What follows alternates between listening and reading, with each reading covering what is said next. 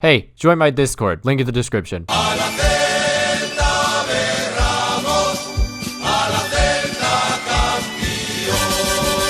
15th place Eibar, and because we went all-out attack against Marseille the entire match, we had to play every backup for this fixture. 21 minutes in, Celta Vigo on the attack, early chance for them, it's Denis Suarez out wide to Conrad de la Fuente, and Conrad squares it to Santimina and gives Celta Vigo the 1-0 lead. Corner for Eibar in the 48th minute though, it falls to Morlanes, and Morlanes tries a shot, it's deflected, now it falls to Richie, and Yusuf Poulsen has an open header and finds the back of the net.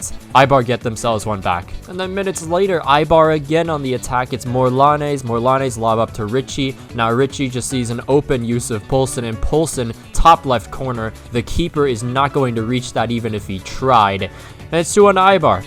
Again, it's Eibar again through Tejero, but Aidu with a great tackle, and he could start up something that we really need. It's Renato Tapia, sees the run of Denis Suarez. Denis Suarez on the wing, a bit too slow for that role as he passes it down to Emre Mor. Emre Mor versus the keeper. Oh my god, he did it. He finally scored a goal. It's as if I've ascended into a new plane of existence where reality is no more. Oh wait, never mind.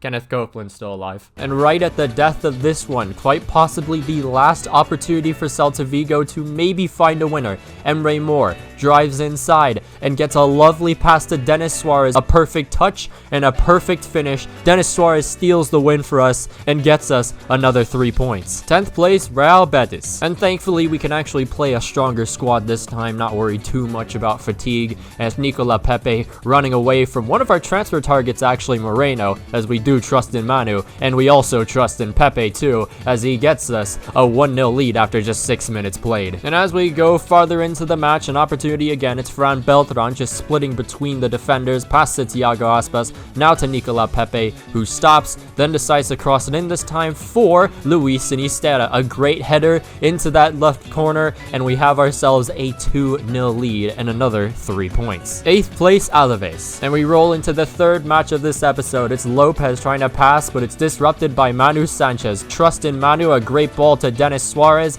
and we have the lead after 31 minutes played. Still into the first half, an opportunity for us again, a header towards Luis Sinisterra as he passes it to Denis Suarez. Now Suarez drives forward, sees the run of Iago Aspas. Aspas with enough speed to get around the defender and find the back of the net off the post and in. And the lead for Os Celestes is doubled. Corner in the second half, whipped in by Iago Aspas and headed in thanks to Okay Yokushlu. He has now 3 goals in La Liga, something I wasn't expecting this season. And just to top off a brilliant day, we have another opportunity. It's Renato Tapia, Iago Aspas. Iago Aspas turns his defender, gets a good ball to Nico Pepe. Pepe just sees Iago Aspas with plenty of room to work with, and Iago, of course, is going to finish that one pretty simply enough. 4-0 to Celta Vigo, and we have gotten ourselves 9 points in our last 3 matches. Consistency is key. Looking at the table, we have just 1 more month. 4 more matches to be played, and we're in a pretty safe position right now. 2nd place in the league with 79 points.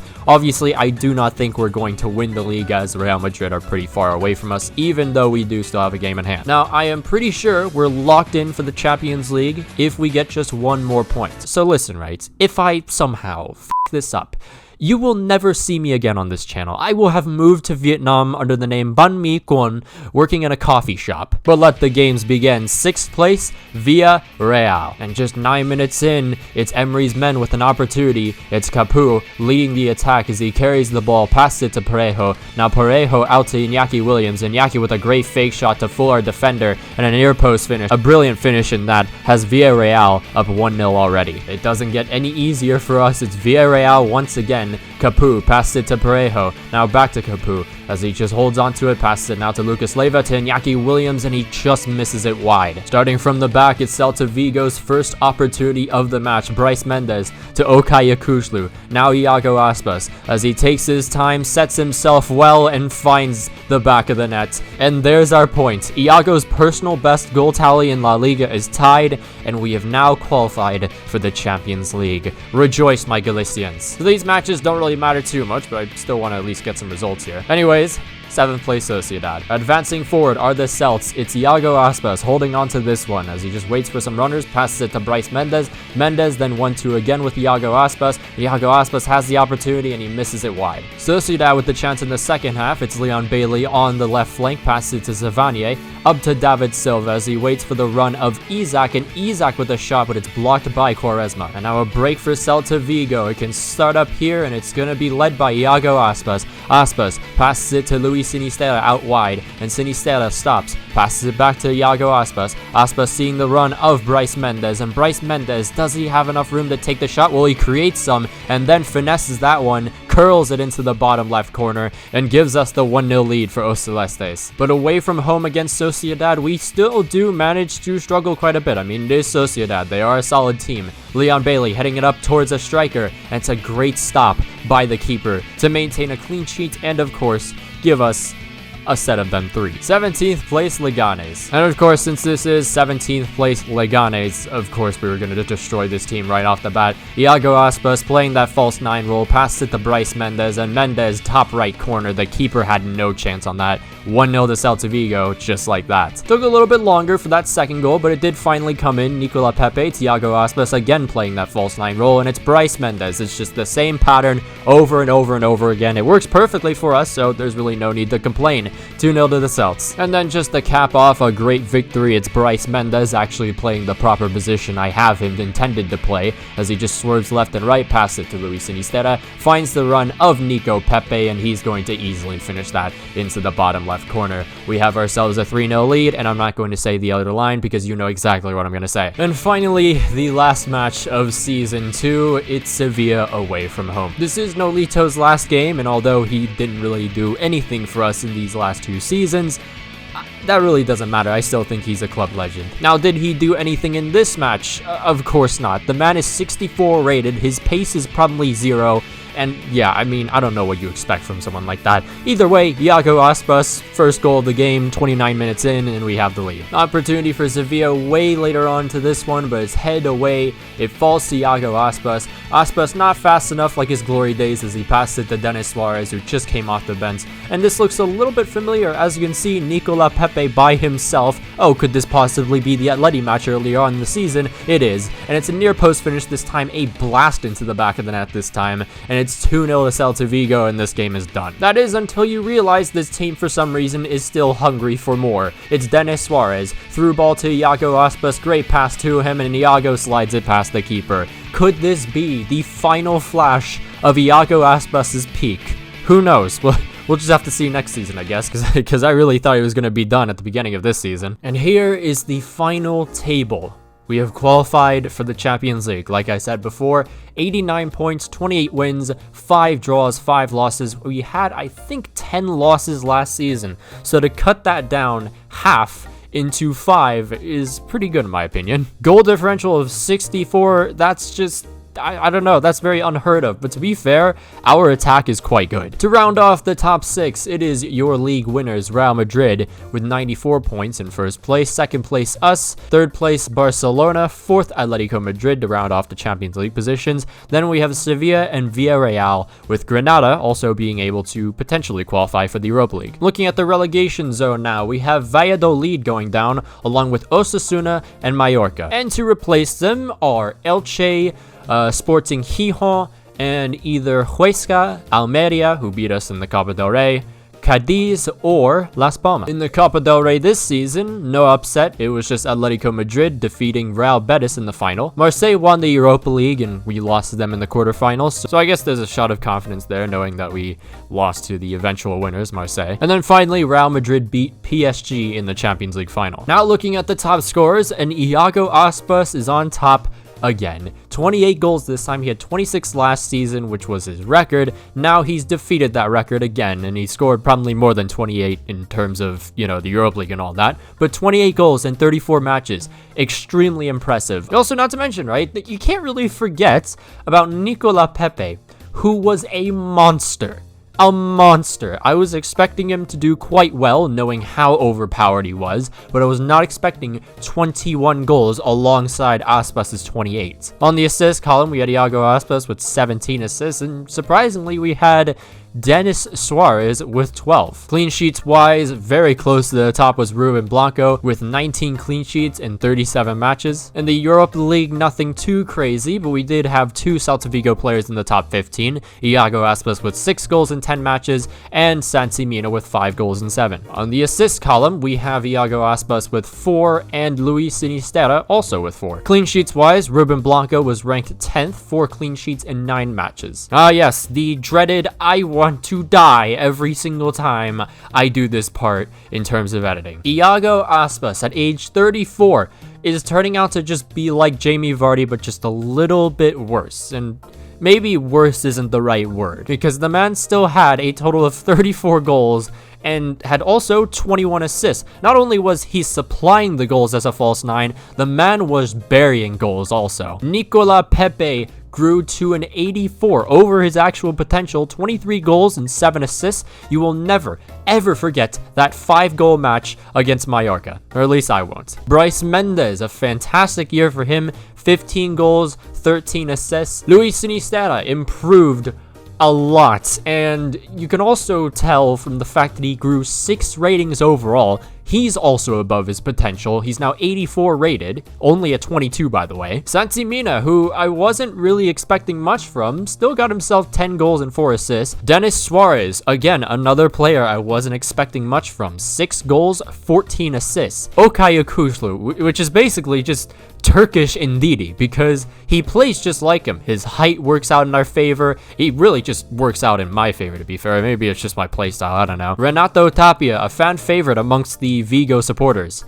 2 goals, 3 assists. He had 28 appearances. I would say he was a pretty decent backup player for sure. Conrad de la Fuente, after his first year at the club, 1 goal, 6 assists for a 68 rated left winger, and also the only backup left winger we have. I'd say those are pretty promising numbers. Apparently, it actually is John, not Yon, it's John, which is weird to me, but nonetheless, man had 1 goal, 1 assist, but really, we're not really focused too much on that stat line. We're more focus on what he actually did. In terms of playing as a center defensive midfielder, I would say he did a pretty good job off the bench. I was expecting to play him as a right back. To be honest though, I really honestly see him as more of a center defensive midfielder, so maybe I switch him back. We had Emre Mor, who actually scored a goal, so I can recognize his presence for once. Nestor Araujo, a backup center back that we really didn't use that much, only 10 appearances. He got 1 goal, and that was the preseason tournament. That really doesn't mean anything to me. And he got 6 clean sheets though, so at least half of his appearances were clean sheets, or actually more than half. We had Gabri Vega, who only played 2 matches, but he still got himself a goal, so impressive there, but I don't think he's going to be at the club for any longer. We have Fran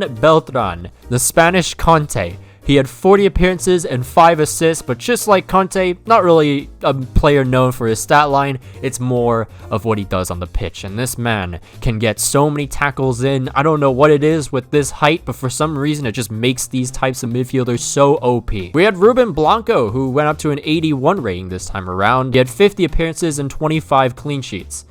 I honestly would say the defense has more to do with that than he does though. Manu Sanchez, trust in Manu, and he grew 4 ratings overall this time. I think we should keep trusting in him because he popped off in the second half of the season. For whatever reason, when we played Lille, he just became a monster. Maybe it was just the fact that I knew how to play with him this time around, or something along the lines of that, but man, he just popped off. Nicolas Nkulu, although he's 32, still went up 1 rating. I know he's old and all that kind of stuff, but there were a lot of goals that we gave up and it was kind of his fault and yada yada yada. I feel like maybe we should look into a better center back because, you know, we can still have Nkulu as a backup for sure. Eduardo Quaresma, I hyped him up quite a bit because last season he was a monster, and this season he wasn't as much of an effective center back, but still, I would say, you know, at 20 years old, great option. He grew to a 79 rating, so there's plenty of growing to do. Hugo Mayo, a player where I don't know. I like him, but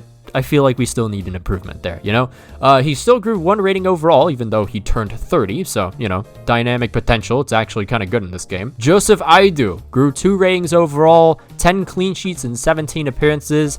We will not talk about the Wolfsburg match where they conceded 3 goals in a matter of just 90 minutes because let me tell you, Aidu was not very good. Still though, you know, ignoring that, good backup. Nolito, the man who will be retiring this season at 35 years old, didn't really do much, only 7 appearances.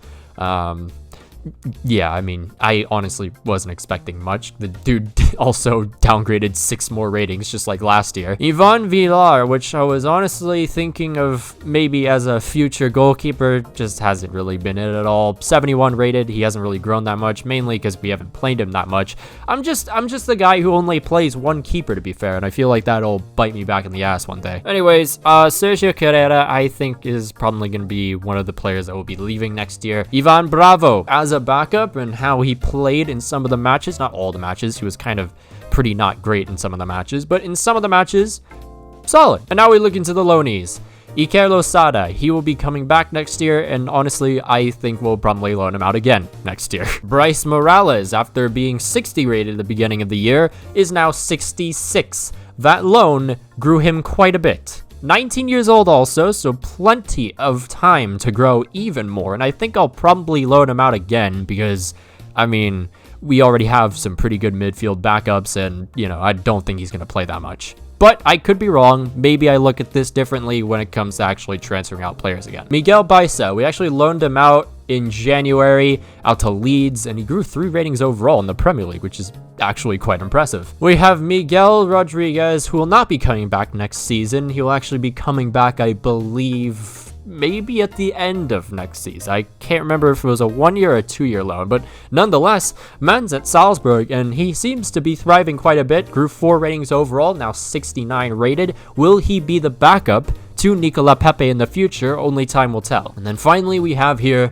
Nacho Martin. I really have nothing else to say besides the fact that now that you actually have seen Nacho Martin's rating go up to a 70, I think you can assume what we probably will be doing to Ivan Bravo next year. And so that is the end of probably the worst part of the editing process. Now we look at the starting 11 and the bench and all that kind of stuff. As you look at the squad, the substitutes, the reserves, all them, you know, consider players that maybe we should consider buying next season, and do that in the comments below, because next episode I'll be taking those comments, considering what you guys want, and putting it into a transfer Q&A where I ask you guys like who we should buy or what we should invest into, and, you know, have some straw polls and let you guys decide what we do, because it is technically your transfer window. I still regulate it, but it is still technically your transfer window. Now, if I want to rank my top 3 for this season, it's definitely got to be Iago Aspas at number 1, for sure. For sure, Iago Aspas. Second place in the top 3 would have to be Nicola Pepe with 21 goals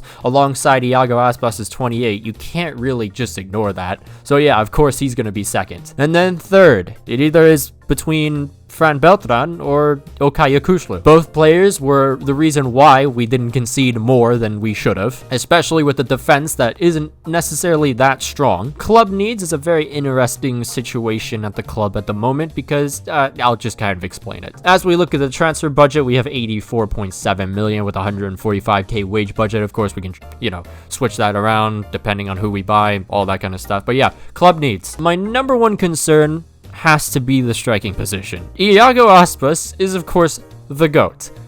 Yes, he is absolutely 100% the GOAT, but he is going to continuously downgrade year in, year out. And at 35 years old next year, I just think it is time to maybe invest in either a striker higher rated than him that will continue to grow, or someone that is just a little bit lower than him that can very much skyrocket and become a star striker for the club within, I don't know, like January or so. Another thing is better fullbacks. Do we want to get better fullbacks? Do we want to continue trusting in Manu? Like I said before, Manu popped off at the second half of the season and he's going to continue growing. But Hugo Mayo, on the other hand, isn't going to continue growing. He's probably going to downgrade as we continue playing him just because of his age. If we were going to look into a new fullback, I would assume that we'd go for more of the right back position before thinking about the left back position, because we do have at least like a structure on the left side. You know, we have Manu Sanchez and we have Nacho Martin. And then secondly, another improvement to the defense, replacement for our temporary option in Kulu. What do we think? Should we get